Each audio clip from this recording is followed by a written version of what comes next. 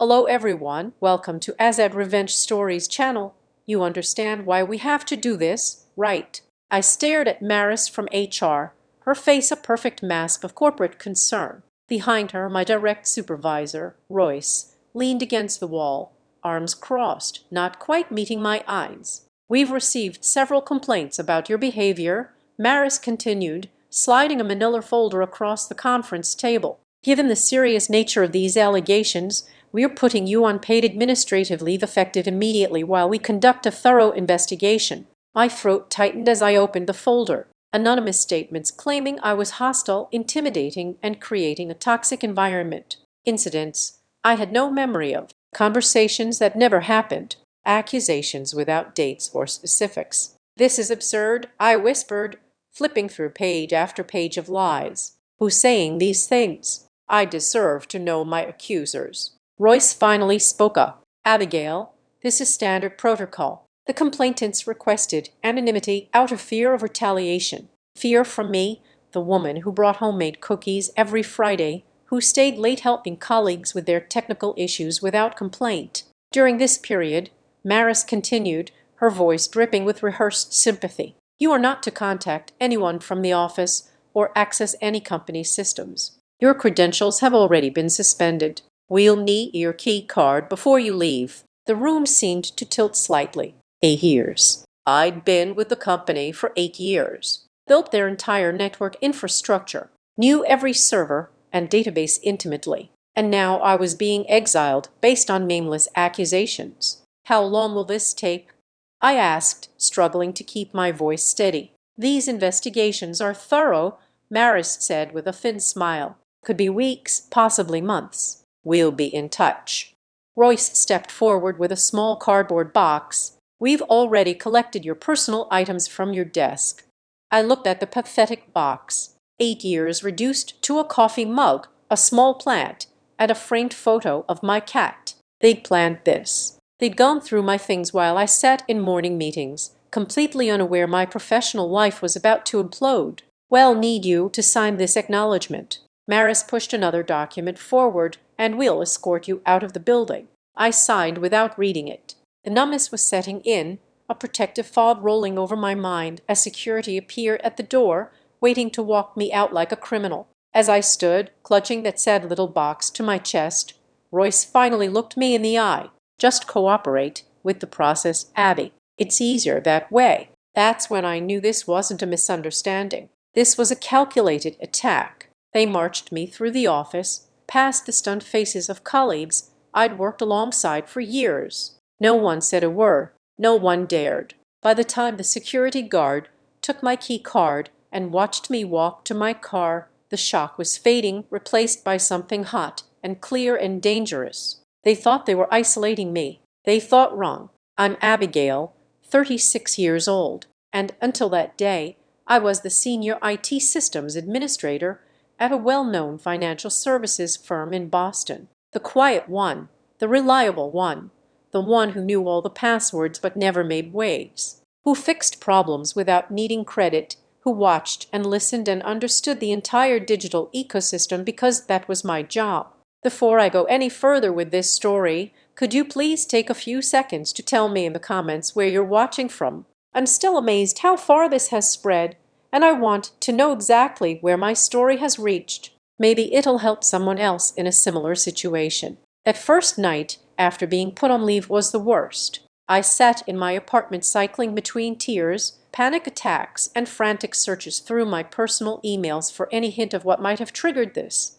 Had I accidentally offended someone powerful? Was I being pushed out to make room for someone else? Was this about the system upgrade I'd questioned last month? By morning, the fog had cleared. Something Royce said kept replaying in my head. Your credentials have already been suspended. But here's the thing about being a systems administrator for 8 years. You create backdoors, not for anything nefarious, just efficiency, emergency access points for when systems inevitably crash at 3:00 a.m. Administrative channels that bypass normal authentication for maintenance. And crucially, you document everything somewhere secure. In my case, that somewhere was an encrypted partition on my personal laptop. Every password, every access code, every network configuration for nearly a decade, including the root admin credentials that technically I should have changed or reported when I set up a more secure system 3 years ago. I'd always meant to close that particular backdoor, just never got around to it. Now it might be my only chance to understand what was happening.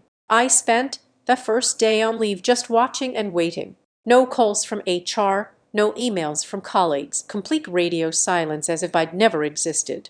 By evening, the hurt had hardened into something else, determination. At exactly 11:34 p.m., when network traffic would be minimal, I opened my laptop and tried the old root credentials. They worked. I was in. For anyone non-technical watching this, what I did next wasn't especially sophisticated. I didn't hack anything. I simply used the administrator access. I'd always had access.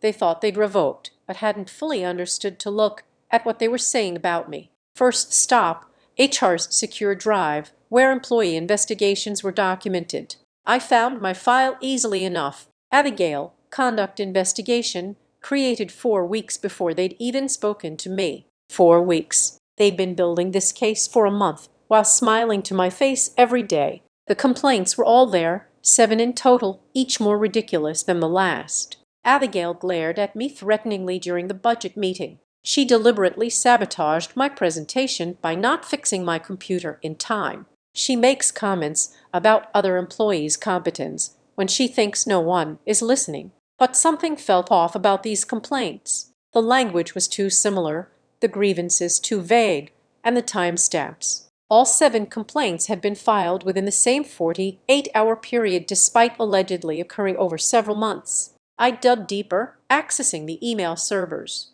Our company used a popular email platform with decent security I had personally configured. I searched for emails mentioning my name over the past 2 months. That's when I found the first smoking gun, an email from Royce to Maris dated 3 weeks before my suspension. We need to accelerate the Abigail situation. The audit is coming up in Q3 and we need this resolved before then. The complaints should be sufficient groundwork. Push for a minimum 3-month investigation period. But situation? What did an audit have to do with me? I kept digging, pulling email after email, downloading everything to my secure drive. Around 3:00 a.m., I found something that made my blood run cold. An email chain between Royce Maris and someone named Victor from our finance department discussing the vendor issue and coverage tracks. Abigail's access permissions would make her the perfect explanation if questions arise. Victor had written it. Admins are always the first suspects in financial irregularities. Nobody questions when they have access to everything. Financial irregularities. They were planning to blame me for something. But what? I switched tactics, moving to the financial systems. As IT admin, I had access there too. Access that should have been monitoring for security threats, not snooping through accounting records. But these weren't normal circumstances. It took hours of searching before I found it. A vendor I'd never heard of, Summit Link Technologies, had been billing our company monthly for network infrastructure support services for nearly 2 years. Services my team supposedly managed, yet I'd never seen these invoices before. Each payment was between $18,000 and $25,000, all approved by Royce, all coded to bypass normal vendor verification processes. I looked up Summit Link Technologies online. Their website was basic, generic, created with a template. Their listed address was a P.O. Box. Their phone number went to voicemail. They had no reviews, no client testimonials, no social media presence. This was a shell company. Someone was embezzling money, and based on those emails, they were planning to frame me for it. I felt sick, physically ill as the reality sank in. But I also felt something else, a cold, clarifying anger. They hadn't put me on leave because of complaints. They'd manufactured complaints to get me out of the way while they covered their tracks. I kept digging. Every night, between midnight and 4:00 a.m., I slipped into the company's systems and gathered evidence. I found more vendors with suspicious patterns. I uncovered deleted emails that our backup systems had preserved. I downloaded financial records showing Royce had approved over $1.2 million in payments to Summit Link Technologies and 2 other questionable vendors over the past 2 years. On the 5th night of my investigation, I hit the jackpot. In Maris's personal drive, which she should have known better than to keep on the company network, I found a folder labeled Family Photos, except it didn't contain photos. It contained spreadsheets tracking placement fees for new hires. As HR director, Maris worked with recruitment agencies to fill positions. These agencies typically charged 15 to 20% of a new hire's first-year salary. According to these spreadsheets, Maris had been reporting inflated fees to accounting while paying the actual agencies less, pocketing the difference. Over 3 years, she'd skimmed nearly $340,000 this way. But I still couldn't prove the connection between Maris's recruitment scam and Royce's vendor fraud.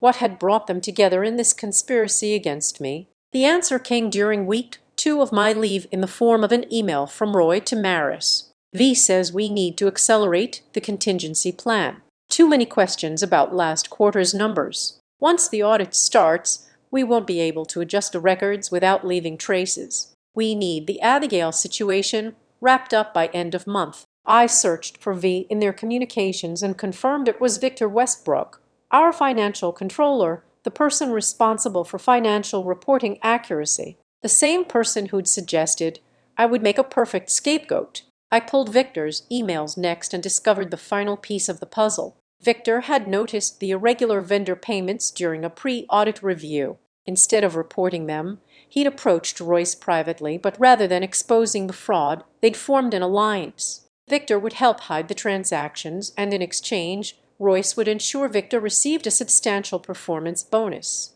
But something had gone wrong. An external auditor had flagged several transactions for review in the upcoming quarterly audit. They needed a full guy, or in this case, a full girl.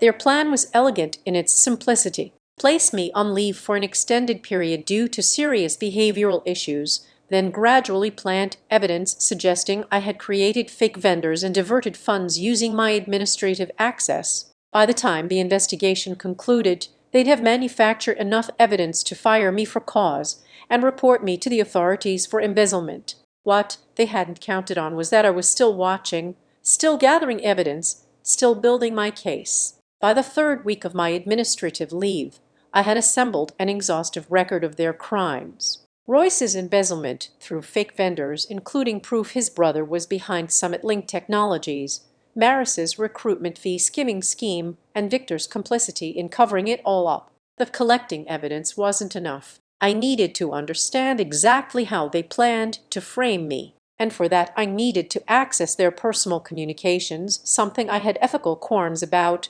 despite everything they'd done. Then came the email that pushed me over the edge. We need to plant the evidence on her home computer. Royce wrote to Victor, I know a guy who can handle it. Make it look like she's been transferring the money to offshore accounts. HR has her home address. We'll need to find a way to get access. They were planning to break into my home to plant evidence on my personal computer to destroy not just my career, but my entire life. That's when I realized playing by the rules wouldn't save me. They certainly weren't playing by any. I took a deep breath and crossed a line I'd never thought I would. I accessed their personal email accounts, not the company ones, but the Gmail and Hotmail accounts they'd referenced in their work communications. What I found there changed everything. This wasn't just about money. This wasn't just about covering up fraud. This was personal. In an email to his brother, the owner of the shell company, Royce had written, Don't worry about Abigail. She's been a potential problem since she questioned that server upgrade last year, the one where we slipped in the extra $150,000 of equipment that never arrived. She's too observant for her own good, but she'll be gone soon, and we can get someone more cooperative in her position. They'd been watching me, waiting for an opportunity. I hadn't done anything wrong. My only crime was being too competent at my job. And then I found the smoking gun, the thing that made my blood boil and my hands shake so badly I nearly knocked my coffee off the desk. A message from Maris to Royce. I've drafted the criminal complaint. Once we discover the evidence on her computer, we submit this to the police. With her history, they'll believe it immediately. By history, I had no history. My record was spotless. Attached to the email was a document, a fabricated employment history showing I'd been fired from 2 previous jobs for financial improprieties. They'd created an entire false background for me, one that would make any fraud allegations instantly credible to investigators. They weren't just trying to fire me. They were trying to send me to prison. That night, I couldn't sleep, couldn't eat, could barely breathe through the panic and rage. They had all the power, all the resources, all the credibility. I was just one person already painted as problematic, already isolated. But I had one thing they didn't: the truth and a road map to every dark corner of their conspiracy. I stood at the kitchen sink at 3:00 a.m., splashing cold water on my face when I realized what I needed to do. It wasn't enough to defend myself. It wasn't enough to simply expose them. I needed to destroy their plan so thoroughly, so completely, that they would never recover. I had 4 weeks of administrative leave behind me. They told me the investigation could take months. That meant I still had time. I went back to my laptop and opened a new document. At the top, I typed evidence of financial fraud and conspiracy, a company name. Then I began to outline exactly how I would turn their investigation against them, how I would become the hunter instead of the hunted. They thought they were so clever, so untouchable. They thought putting me on leave was isolating me, neutralizing me. What they didn't realize was they'd just given me all the time in the world to investigate them. And unlike their investigation, mine was going to be airtight. The next morning, I made a crucial decision. I needed help, not just any help, professional help from someone who understood both the legal and technical aspects of what I was uncovering. I reached out to an old college friend, Naomi, who had become a corporate attorney specializing in whistleblower cases. "We need to meet somewhere private," I told her over the phone, trying to keep my voice steady. "I can't risk being seen with you." We met at a small cafe 2 towns over. I brought my laptop and an external drive containing everything I'd discovered. For 3 hours, I walked her through the evidence while she took detailed notes, her expression growing increasingly grim. "Abigail," she finally said, closing her notebook, "this is substantial and disturbing, and I need you to hear this. What you've been doing could be considered unauthorized access." "They are trying to frame me for embezzlement," I replied, my voice shaking. "They are planning to break into my home." She held up her hand. "I understand. I'm not judging you. I'm telling you that how we proceed from here needs to be completely above board. We need to transform what you've gathered into legally admissible evidence without compromising your position." Naomi outlined a strategy. "First, I would need to document my original administrative access, prove that I had legitimate reasons for having the credentials I'd used. Second, we needed to establish a clear timeline of the conspiracy. Third, we needed to find independent verification of the fraud that didn't rely solely on my access to their systems. And Abigail," she added, as we were leaving, "stop accessing their systems immediately. You have more than enough. Any more could jeopardize everything." I nodded, but I knew there was one more thing I needed to do. That night, I made my final unauthorized entry into the company systems, not to gather more evidence of their crimes. I had plenty. No, I needed to understand exactly how they planned to plant evidence on my computer. In Royce's emails to his guy, someone named Derek, with no last name provided, I found the details. They planned to break into my apartment the following weekend when, according to their surveillance, I typically visited my mother in Connecticut. Derek would install remote access software on my laptop, then use it to create a digital trail connecting me to the embezzled funds. I read the email exchange 3 times, my hands trembling with rage and fear. Then I carefully documented it, adding it to my evidence file before logging out of the company systems for the last time. Now I had a new problem. They were planning to break into my home in 4 days. I called Naomi again. "New development," I said, then explained the planned break-in. "This changes things," she said after a long pause. "We need to move faster than I thought, and we need to involve law enforcement." The next day, I filed a police report about the threatened break-in, carefully avoiding any mention of the larger conspiracy or how I'd obtained the information. I simply stated I had reason to believe my apartment would be targeted based on concerning communications I'd received. The officer took my report, but I could tell he wasn't particularly alarmed. Just another paranoid city dweller imagining threats. What the police wouldn't do, I would have to do myself. I purchased 2 small security cameras and installed them in my apartment, one facing my desk where my laptop would be, another covering the front door. I backed up everything from my computer, then wiped it completely and reinstalled the operating system. If they were going to plant evidence, they'd find nothing to work with. Then, contrary to my usual routine, I didn't go to my mother's that weekend. Instead, I parked down the street and waited, watching my apartment building through binoculars like some amateur private investigator. At 2:14 p.m. on Saturday, a utility van pulled up. A man in a cable company uniform emerged and entered my building. My heart pounded as I activated the camera app on my phone connecting to the security cameras in my apartment. For 20 agonizing minutes, nothing happened. Then my door opened. The cable guy, Derek I presumed, entered, looking around cautiously before heading straight to my desk. He sat down, pulled out a USB drive, and began working on my laptop. I recorded everything. His frustrated attempts to access files on my freshly wiped computer. His phone call. The computer's been reset. There's nothing here. Followed by whoever was on the other end clearly giving him new instructions. I'm installing software from his USB drive. I'm taking photos of my apartment. When he finally left, I waited another hour before returning home. I checked my laptop, now infected with whatever they'd installed, and the security cameras which had captured everything. I copied the video files to a secure drive, then called Naomi. I have him on video breaking in and tampering with my computer. I told her what now. Now, she said, we go on offense. The next phase of our plan required patience. For 2 more weeks, I played the role of the anxious employee on administrative leave. I made predictable phone calls to HR asking for updates on the investigation. I sent appropriately concerned emails about my status. I even ran into Maris accidentally at a grocery store and maintained a perfectly distressed demeanor. Meanwhile, Naomi was building our case. She helped me organize the evidence into a comprehensive report focusing on 3 main areas: the embezzlement scheme involving Royce and the fake vendors, Maris's recruitment fee fraud, and the conspiracy to frame me for their crimes. We also took a calculated risk. Naomi reached out to a former colleague who now worked for the State Financial Crimes Division, presenting a hypothetical scenario matching what we'd uncovered. His response confirmed what we suspected. This was a serious case of fraud,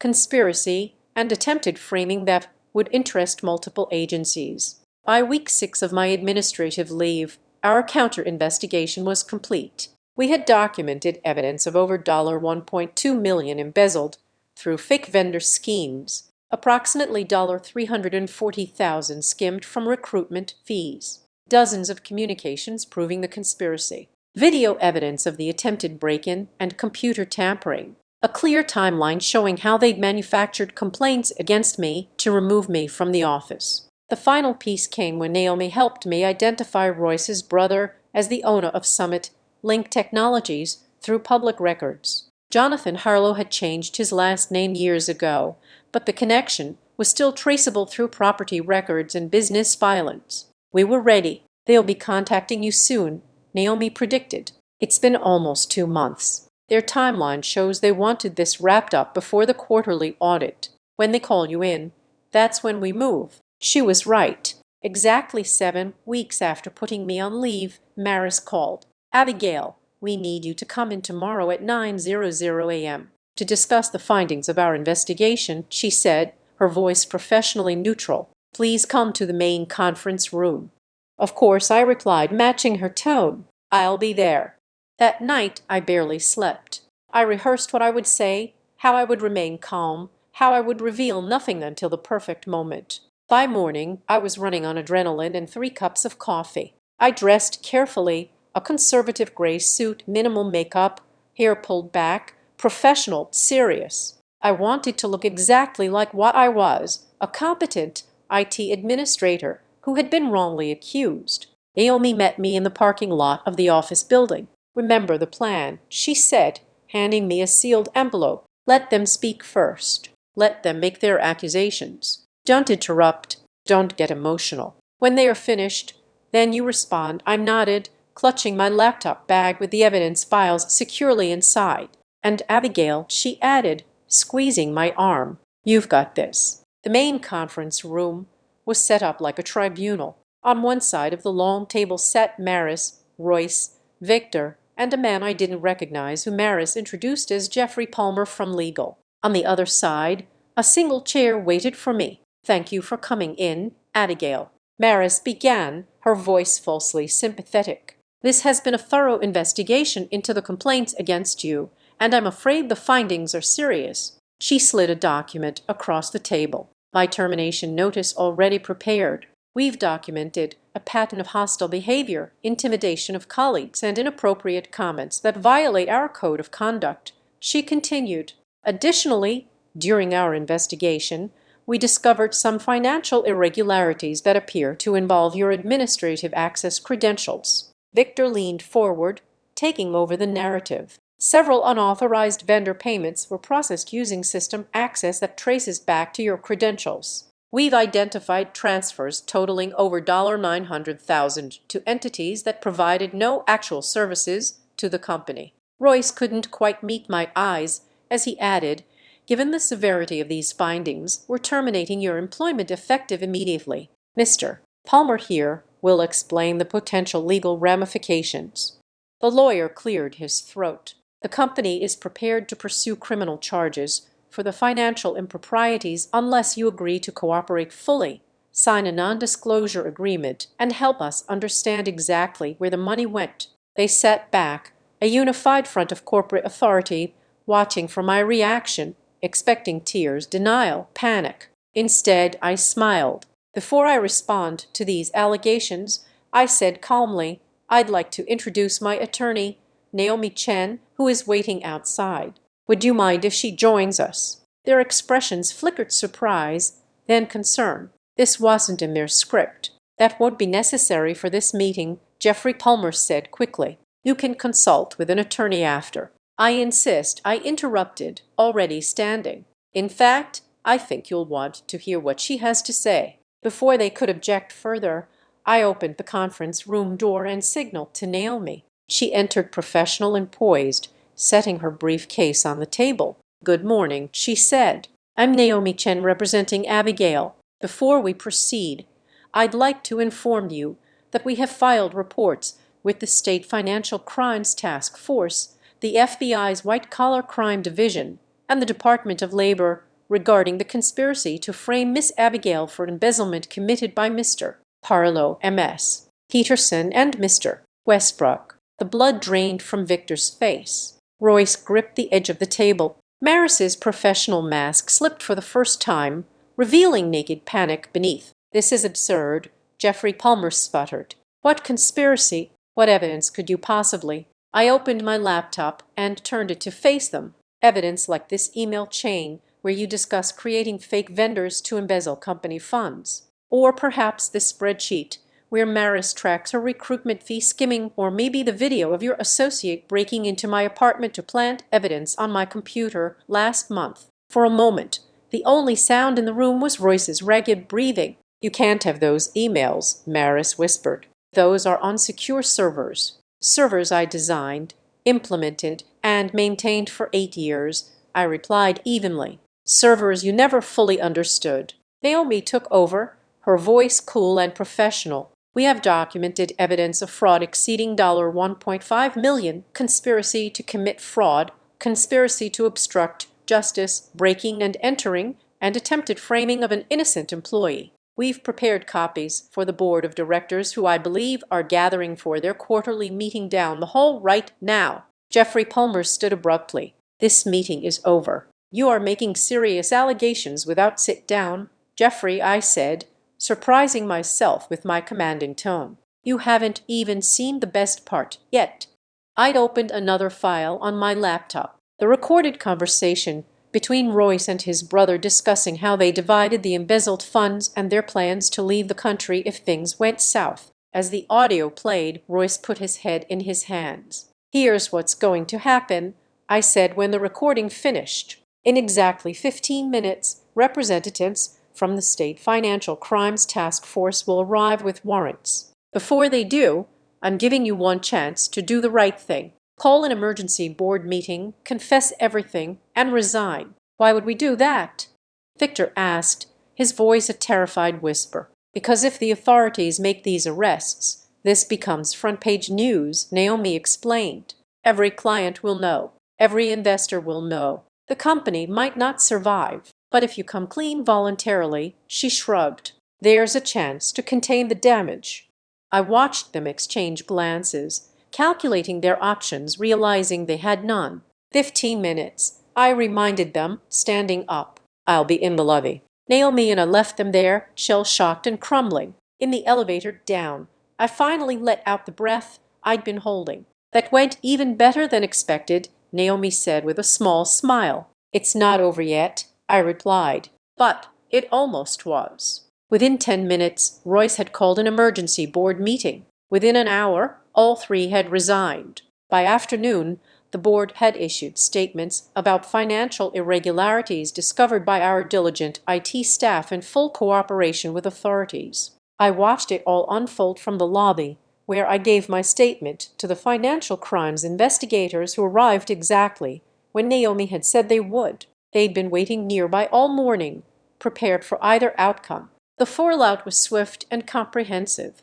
Royce, Maris, and Victor were arrested 2 days later. The investigation uncovered even more fraud than I had found. Royce's brother attempted to flee the country, but was stopped at the airport. The company's stock took a hit, but survived the scandal by emphasizing their cooperation and the fact that the fraud had been uncovered internally. As for me, the board offered me my job back with a substantial raise and a new title, Chief Information Security Officer. I declined. Instead, I negotiated a settlement for wrongful termination and hostile work environment that included full back pay, a glowing recommendation, and enough money to take 6 months off to decompress. 3 months after my administrative leave began, I walked out of that building for the last time, free and vindicated. The criminal cases took longer to resolve. Royce and his brother both plead guilty to reduced charges in exchange for testimony against the others.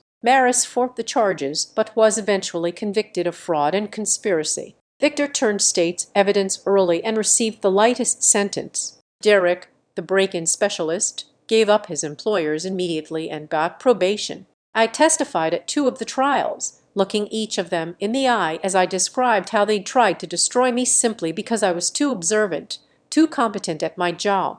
The court transcripts show that Royce never once looked back at me while I testified. Maris stared at me the entire time, her eyes full of cold hatred until the very end. Sometimes people ask if I regret how things turned out, if I wish I just found another job and moved on instead of fighting back. The answer is always no. What they tried to do wasn't just unfair. It was criminal. They would have stolen years of my life, destroyed my reputation, possibly sent me to prison, all to cover up their own crimes. They thought putting me on administrative leave was isolating me, neutralizing me. Instead, they gave me the time, space, and motivation to dismantle their entire operation. They thought I was alone and powerless. They were wrong. 6 months after it all ended, I started my own cybersecurity consulting firm specializing in financial fraud prevention. My first client, the company that replaced the board members who had allowed the fraud